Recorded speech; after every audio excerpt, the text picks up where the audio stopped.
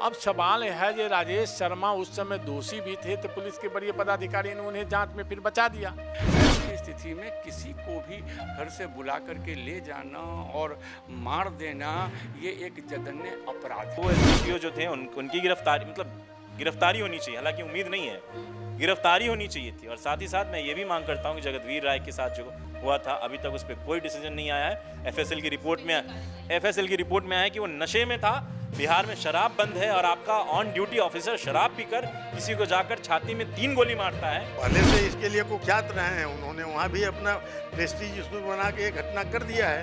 और आयोग का जैसे रिपोर्ट आएगा इनकी अरेस्टिंग होगी और ये जेल जाएंगे, इनको बख्शा नहीं जाएगा।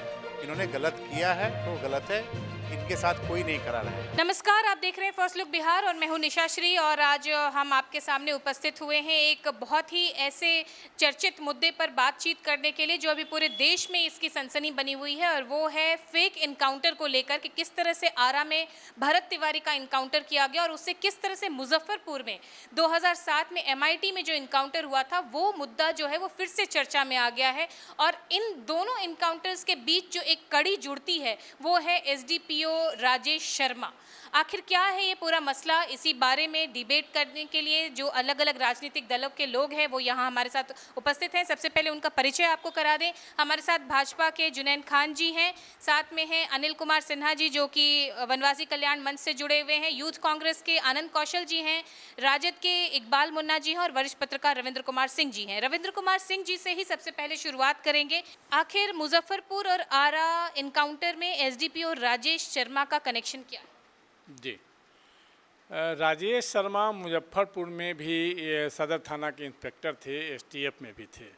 उस समय ही 2007 में MIT इनकाउंटर के नाम से, मतलब MIT के बगल में, MIT के सामने सड़क पर एक इनकाउंटर शो किया गया था जिसमें 3 युवक मारे गए थे। उसमें भी उन पर मानवाधिकार आयोग ने एक एक बिंदु पर जांच करके यह साबित कर दिया कि इसमें इनकाउंटर नहीं, इन लोगों की हत्या की गई है। वही राजेश शर्मा अब जो है से जगदीशपुर के SDPO हैं, जो उन्हीं पर आरोप है जो उन्हीं के आदेश पर मतलब वहाँ जो भरत तिवारी हैं उनका इनकाउंटर हुआ है। अब सवाल यह उठता है कि ऐसे लोग जो जिस पर यहाँ मानवाधिकार आयोग ने एक एक बिंदु पर जांच करके यह साबित कर दिया गया था कि यह इनकाउंटर नहीं है, यह वो हत्या है, मतलब कहीं से उठा करके उनको आज जैसे एक जो मनीष कुमार थे उनकी मां का कहना था कि मेरे घर से बुला करके ले गया और उसके बाद कल होकर के हमको पता चला कि आपका लड़का मारा गया। तो इस तरह के इनकाउंटर मैन माने जाते हैं राजेश शर्मा। अब सवाल है कि राजेश शर्मा उस समय दोषी भी थे, तो पुलिस के बड़े पदाधिकारी ने उन्हें जाँच में फिर बचा दिया। कुछ पुलिस पदाधिकारी ने उनके विरोध में रिपोर्ट लिखा, उसको इनकाउंटर को फर्जी माना, लेकिन फिर कुछ पुलिस पदाधिकारियों ने जांच में उन्हें बचा दिया और जांच में बचने के बाद क्या हो गया, SDPO बन गया, मतलब उनका प्रमोशन हो गया। उस समय अतनु दत्ता, क्या कहते हैं, अमरिंदर झा, अखिलेश कुमार, ये सब के सब इस इनकाउंटर में और सब के सब प्रमोशन पा गए।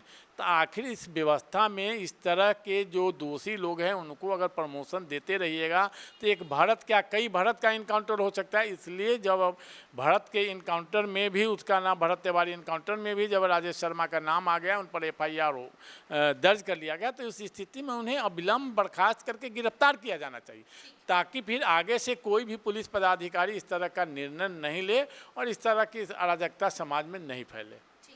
इकबाल मुन्ना जी, आपके पास चलते हैं। और भरत तिवारी इनकाउंटर के बाद मुजफ्फरपुर MIT इनकाउंटर की भी चर्चा बहुत गर्मा गई है और उसके बाद से SDPO राजेश शर्मा के गिरफ्तारी को लेकर के मांग उठ रही है, क्या कहेंगे? देखिए, जहाँ तक किसी पदाधिकारी के गिरफ्तारी का मामला है तो वो सारा का सारा डिपेंड करता है कि हमारा मुखिया कौन है। जब हमारे मुखिया का ही बयान आता है कि आदमी पहचान करके मारो, तो ऐसी स्थिति में जाहिर सी बात है कि कोई भी पुलिस पदाधिकारी होगा उसका मनोबल ऊंचा होगा। तो ऐसी स्थिति में मेरा जो ये मानना है कि अगर कोई अपराधी है, अगर उसने अपराध किया है, तो जब तक कि उसके ऊपर दोष निर्धारित नहीं हो जाता है, सज़ा नहीं मिल जाता है, तब तक कि आप उसको अपराधी नहीं कर सकते। और उसके लिए हमारा न्यायपालिका है और हम सब लोगों का न्यायपालिका में विश्वास है। और अगर कोई अपराधी है, पुलिस क्या है, पुलिस एक न्यायपालिका का एक सपोर्टिंग हेड है, जो वो क्या कहते हैं करेगी, उनको लॉ एंड ऑर्डर को मेंटेन करना है, जो कोर्ट का आदेश आएगा उसको उनको पालन करना, सिर्फ इतना ही काम है उनका। ऐसी स्थिति में किसी भी, अगर मान लिया अगर जब तक कि दोषी नहीं होता तब तक तो वो अपराधी नहीं है।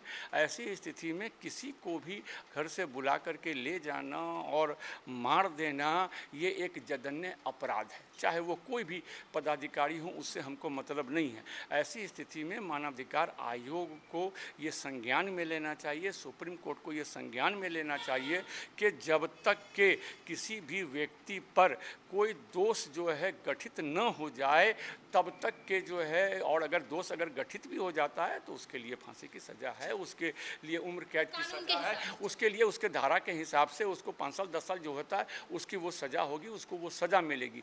लेकिन आप किसी के मकान को वैसी स्थिति में बिना जो है उन पर आरोप गठित हुए आप उसको बुलडोजर से उड़ा देते हैं, आप उसको जो है सो इनकाउंटर कर देते हैं। तो आप इनकाउंटर करते हैं तो किसी एक व्यक्ति विशेष का आप इनकाउंटर नहीं करते हैं, बल्कि उस एक माँ से उसका बेटा छीनते हैं, एक बाप से उसका पुत्र छीनते हैं, एक पत्नी से उसका जो है सो पति छीनते हैं, और एक बच्चे से, जो बच्चे होते हैं मासूम बच्चे होते हैं, उससे उसके बाप का साया छीनते हैं। तो समझिए कि एक व्यक्ति की हत्या होती है, इनकाउंटर होता है, लेकिन पूरा का पूरा परिवार डिस्टर्ब हो जाता है। वो बच्चे जो मासूम हैं, जिनको कोई देखने वाला नहीं है, सुनने वाला नहीं है, उनका कोई लालन पोषण करने वाला नहीं है, क्या ऐसे फर्जी इनकाउंटर कर करके बिहार सरकार अगर फर्जी इनकाउंटर करती है तो क्या उन मासूम बच्चों का पालन पोषण करेगी, उनको शिक्षा देने का काम करेगी? नहीं करेगी। इसलिए अगर इस तरह का कोई भी अगर पदाधिकारी अगर ऐसी हरकत करता है तो उसके ऊपर सख्त से सख्त कार्रवाई होनी चाहिए।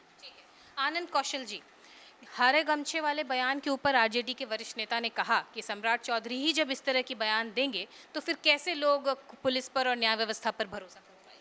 देखिए, एक बहुत बड़े पत्रकार हैं, रवीश कुमार उनका नाम है, उनका एक बहुत पहले आया था बयान जब वो एनडीटीवी में थे तब, कि मरेंगे वो सब, जो बोलेंगे वो भी मरेंगे, जो चुप रहेंगे वो भी मरेंगे, कुछ बीमारी से मरेंगे, कुछ गोली से मरेंगे, कुछ भूख से मरेंगे, और कुछ नीट की परीक्षा में एग्ज़ाम लीक हो जाने से सुसाइड करके मरेंगे। तो ये सरकार इतनी संवेदनहीन है कि यही चीज़ यहाँ तो भरत तिवारी के पास 7 दिनों से पिस्तौल था, बहुत सारी चीज़ें थी, बहुत सारा सोशल मीडिया में कंटेंट उन्होंने डाला था। यहाँ चोरनिया गांव में जगतवीर राय को पुलिस ने घेर के मार दिया, और जो थानेदार थे राजा सिंह, अभी एफएसएल की रिपोर्ट में, जांच रिपोर्ट में ये पाया गया है कि वो जो है नशे में थे और अभी तक उसकी गिरफ्तारी नहीं हुई है। तो क्या उस सरकार से उम्मीद कर सकते हैं कि जो राजेश वर्मा या शर्मा जिनका नाम है, जो मुजफ्फरपुर में भी सरैया में एसडीपीओ थे, एमआईटी में भी उनका नाम आया था एमआईटी कांड में, तो उस सरकार से आप उम्मीद कर सकते हैं क्या कि इतनी संवेदनशीलता उनमें होगी कि वो उनके ऊपर कार्रवाई करें? दूसरी चीज़, अब थोड़ी टेक्निकलिटीज़ पे आते हैं कि पहली चीज़ की जो मानसिक रूप से बीमार होता है ना, उसको कोर्ट भी सज़ा नहीं सुनाती है, पहले उसका इलाज किया जाता है, उसके बाद उसकी सज़ा होती है। तो आप जब बिहार पुलिस ने डिक्लेयर किया कि ही इज़ मेंटली इल, तो उसको घेर के कैसे मारा गया? दूसरी चीज़ कि उसने सरेंडर किया था, सरेंडर करने के बाद तो आतंकियों तक को मौका दिया जाता है, दुर्दांत आतंकी अपराधी जिनको कि मतलब सेना को ऑर्डर सूटेड ऑन साइट का रहता है, सूटेड साइट का ऑर्डर रहता है, उनको भी दिया जाता है कि नहीं भाई इसको पकड़ के लाओ, कहीं कुछ इनपुट मिल जाए। तो आपने उसको गोली मार दिया, उसके बाद भी जब गोली मारा ही तो एक गोली काफ़ी था उसको ज़मींदोज करने के लिए, वो गिर जाता, अरेस्ट कर सकते थे। 60-65 पुलिसकर्मी थे, अगर चाहते तो उसको घेर के पकड़ सकते थे, सबके सब बुलेट प्रूफ पहना था, लोगों ने बहुत आसानी से पकड़ा जाता। उसके बाद अगर एक गोली लगने के बाद भी उसने क्या, पुलिस वाले ने क्या किया, 4 गोलियां मारी गई उसके ऊपर। तो ये सारी चीज़ें जो हैं, ये सारी चीज़ें मतलब इस चीज़ की तरफ दर्शाती है कि पुलिस जो है वो अंग्रेज़ी हुकूमत में जो होता था कि भाई मतलब अब जैसे एक छोटा समय, 1 मिनट का समय लूँगा कि यहाँ जो सेना थी अंग्रेज़ों की या पुलिस थी, उनको वापस इंग्लैंड में जाके सर्विस में नहीं रखा जाता था, क्योंकि उनको इतना गंदा मारने का आदत लग जाता था ना कि यहाँ वो इंडियंस को देखते थे और चढ़ जाते थे मारने के लिए। वहाँ उनको बिठा के पैसा दिया जाता था कि नहीं भैया आप बहुत गंदे से मारते हैं, और वहाँ चूँकि डेमोक्रेसी थी तो उनको वहाँ पर नहीं रखा जाता था। वही अख्तियार रुख जो है अख्तियार किया है यहाँ की पुलिस ने, बिहार पुलिस ने। तो भाजपा, अच्छा दूसरा चीज़, आपने हरा गमछा, हमारे आरजेडी के प्रवक्ता ने बोला हरा गमछा, वो भरत तिवारी कोई आरजेडी और कांग्रेस का समर्थक नहीं था। उसने भोजपुर से वो बालाजी बागेश्वर महाराज जो हैं, उनको तो पता नहीं, मैं महाराज भी नहीं मानता हूँ, वहां तक के लिए पदयात्रा निकाला था हिंदू राष्ट्र की मांग के लिए, जो कि आइडियोलॉजी थी बीजेपी की। हिंदू राष्ट्र वगैरह जो ये आइडियोलॉजी है, ये बीजेपी की आइडियोलॉजी है। तो अपने लोगों को भी नहीं बकस रहे हैं वो, जो उनके लिए आवाज़ उठाते हैं। और भरत तिवारी तो उसने बहुत अच्छे काम किए थे बेचारे ने, बाढ़ में जो उसने काम किया था, बहुत सारी चीज़। वो अब देखिए, वो गलत तरीका था कि उसने हथियार, उसका हम कभी समर्थन नहीं करते, कांग्रेस पार्टी नहीं करती है। लेकिन सबसे पहले कि वो एसडीपीओ जो थे उनकी गिरफ्तारी, मतलब गिरफ्तारी होनी चाहिए। हालांकि उम्मीद नहीं है, गिरफ्तारी होनी चाहिए थी। और साथ ही साथ मैं ये भी मांग करता हूँ कि जगतवीर राय के साथ जो हुआ था, अभी तक उस पर कोई डिसीजन नहीं आया है। एफएसएल की रिपोर्ट में आया है कि वो नशे में था। बिहार में शराब बंद है और आपका ऑन ड्यूटी ऑफिसर शराब पीकर किसी को जाकर छाती में 3 गोली मारता है, जो प्रधानमंत्री कहते थे ना, मार दे 6 गोली सिक्सर, पता नहीं कैसे बोला था, उसी स्टाइल में उसने मारा था। उसकी भी गिरफ्तारी होनी चाहिए और साथ साथ तमाम वो लोग जो जिम्मेदार हैं उनकी भी गिरफ्तारी होनी चाहिए। अनिल कुमार सिन्हा जी, आपके पास बढ़ते हैं। और जिस तरह से बात उठ रही है कि पुलिस की अगर कार्रवाई नहीं होगी, पुलिस का मन बढ़ेगा और पुलिस अराजक होगी, आप मानते हैं? कुछ हद तक तो ज़रूर मानते हैं। और जो आरा की घटना हुई है, भरत तिवारी वाली घटना, वो तो करीब करीब हर व्यक्ति, जो है सत्ता पक्ष का हो या विपक्ष का हो, नेता हो, वो हर आदमी मान चुका है कि वो फर्जी इनकाउंटर था। और उसके MIT वाला भी तो मानवाधिकार उस पर भी हम आ रहे हैं, तो उस पर हर आदमी मान चुका था कि वो फर्जी इनकाउंटर है। जब हर आदमी मान चुका, सरकार में बैठे मंत्री भी मान रहे हैं कि वो गलत हुआ है, तो फिर अभी तक उसमें जो पुलिस अधिकारी थे उन पर एक तो 6 दिन के बाद आपने FIR किया, उसके बाद आज तक उनकी गिरफ्तारी नहीं हुई। उसके पहले गाय घाट में जो घटना जिसका जिक्र हमारे मित्र ने किया है, वो भी बहुत ही जघन्य माने अपराध था। उसका भी आज तक उस पर कोई सुनवाई नहीं हुई। और इस मामला के चलते एक 2007 का मामला भी उखड़ के चला आया सामने। 2007 का मामला अब उखड़ा है तो हमें भी याद है, क्योंकि मैं वहीं MIT के पास रहता हूँ। और वो घटना उस समय बड़ी सनसनीखेज घटना हुई थी। मोहल्ले के लोगों ने, किसी ने गोली की आवाज़ नहीं सुनी, लेकिन 3 लाश 3 जगह थोड़ी थोड़ी दूर पर पड़ा हुआ था। ये मोहल्ले के लोगों ने देखा था और कहीं खून का एक बूंद नहीं था। और और नौजवान सभी थे लड़के। तो ये बड़ा सनसनीखेज घटना हुई थी, लेकिन उस घटना को भी लोगों ने दबा दिया। हालांकि सुना है कि बाद में मानवाधिकार आयोग ने इन पुलिस अफसर पर कार्रवाई भी की, इन पर फाइन भी किया, लेकिन कानूनी रूप से इन पर कोई कार्रवाई नहीं हुई। और इसी तरह कानूनी रूप से कार्रवाई नहीं होने के कारण वैसे पुलिस अधिकारियों का मन बढ़ जाता है। और आज उसी बढ़े हुए मन के कारण वो आरा की घटना हुई है, भरत तिवारी वाली घटना, जो SDAP राजेश शर्मा हुआ है, वो पहले से इसके लिए कुख्यात रहे हैं। उन्होंने वहाँ भी अपना प्रेस्टीज इशू बना के घटना कर दिया है। तो ये इशू केवल अभी भरत तिवारी का इशू तो चूँकि लाइमलाइट में आ गया है और काफ़ी हंगामा हुआ है, लेकिन जगतवीर राय का इशू तो दबा हुआ है। इस पर तो कोई जिले के बाहर चर्चा भी नहीं हुई है। और हमारे विपक्ष के, मतलब कांग्रेस और राजद के साथी भी यहाँ बैठे हुए हैं, इन लोगों ने भी उसकी ये नहीं की है, आवाज़ नहीं उठाई आज तक। इन लोगों को उठाना चाहिए था। ठीक है, वो बीजेपी की सरकार के लोग हैं, बीजेपी के लोग हैं, जदयू के हैं, वो चुप रहेंगे, लेकिन ये लोग क्यों चुप रहे जगतवीर राय के इस मामले में? उसको उठाना चाहिए था। उसको भी भरत तिवारी का जो ये इतना बड़ा आंदोलन चल रहा है, उस तरह का आंदोलन इन लोगों को भी छेड़ना चाहिए। कंक्लूडिंग स्टेटमेंट के लिए बढ़ते हैं हम जुनैन खान जी आपके पास, और यही जानना चाहेंगे कि शुरू से ही जो वर्तमान मुख्यमंत्री हैं सम्राट चौधरी, हरे गमछे को लेकर कोई कट्टा दिखाएगा मेरे पुलिस को तो उसको छोड़ा नहीं जाएगा, तो ऐसे पुलिस का मनोबल बढ़ाएंगे तो युवक तो घर से बाहर निकलना बंद कर देंगे। देखिए, सम्राट चौधरी का जो बयान आया था हरे गमछे वाले, आपको भी पता है कि हरे गमछे बांधकर लोग किस तरह टांड मचाते थे बिहार में, ये छुपा हुआ किसी से नहीं है। और सम्राट चौधरी ने बिहार में एक मैसेज दिया और कि भैया आप समाज को उर्दंग मत फैलाइए, समाज में आराम से रहिए और समाज के लोगों को आराम से रहने दीजिए। इसके लिए उन्होंने हरे गमछे वाले को समझाने का काम किया था कि आप लाठी लेकर रोड पर उतर जाना, रोड जाम करना, कहीं चढ़ जाना, इन लोगों की आदत है। तो मतलब हरा गमछा जो लेके चलेगा उसके ऊपर पुलिस कार्रवाई करेगी? पुलिस कार्रवाई हरे गमछे पर नहीं करेंगे, जो उपद्रव फैलाएगा उस पर कार्रवाई होगी।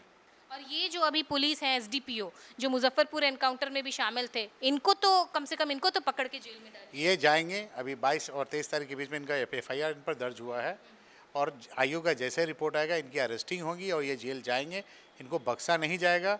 इन्होंने गलत किया है तो गलत है, इनके साथ कोई नहीं खड़ा रहेगा, इनको भुगतना होगा। तो कार्रवाई की अपेक्षा जो है वो सुनने को मिल रही है जो भाजपा के वरिष्ठ नेता हैं उनके तरफ से, और हो सकता है कि सरकार इस पर अभी जिस तरह से पब्लिक प्रेशर बना है पूरे देश भर में, जिस तरह से भरत तिवारी के लिए आवाज़ उठ रही है, तो हो सकता है कि पुलिस के ऊपर भी लगाम जो है वो कसा जाए और इस तरह से हड़बड़ाहट में आकर के जिस तरह से कोई डिसीजन लेना या फिर यूपी का योगी मॉडल अपनाना या फिर बुलडोज़र एक्शन लेना या इनकाउंटर, इसके ऊपर एक बार पुनर्विचार करने की ज़रूरत सबको है। फिलहाल के लिए जितने भी मेहमान हमारे साथ स्टूडियो में उपस्थित हैं उनको हम देंगे बहुत बहुत धन्यवाद। उन्होंने अपने अपने विचार हमारे साथ साझा किए हैं और इसी के साथ इस चर्चा को यहीं पर देते हैं विराम। आप बने रहिएगा हमारे साथ। आप देख रहे थे फर्स्ट लुक बिहार। धन्यवाद। डी फार्मा स्टूडेंट्स अब हो जाइए तैयार। आपके लिए है बहुत अच्छी खबर कि अब केवल डी फार्मा स्टूडेंट्स को ही मिलेगी फार्मासिस्ट की जॉब। तो ये कोर्स करने के लिए आपके पास है दो choices. DPS group of institutions के किसी भी कॉलेज में एडमिशन लेकर के आप घर बैठे कर सकते हैं ऑफलाइन कोर्स या फिर आप कर सकते हैं ऑनलाइन क्लासेस। और उससे भी अच्छी बात ये है कि डीपीएस ग्रुप के कॉलेजेस जो कि हैं इन 5 शहरों में, रांची, दुमका, देवघर, मुजफ्फरपुर और सीतामढ़ी, इन 5 शहरों के किसी भी कॉलेज में एडमिशन लेकर आप किसी और शहर में बैठ करके ये कोर्स कर सकते हैं। आपको कॉलेज के नाम और डिटेल्स मिल जाएंगे वीडियो स्क्रीन पर, और बाकी किसी जानकारी के लिए दिए गए नंबर पर कॉल करें। तो मुझे कमेंट सेक्शन में बताना ना भूलें कि आखिर आप किस शहर में एडमिशन ले रहे हैं।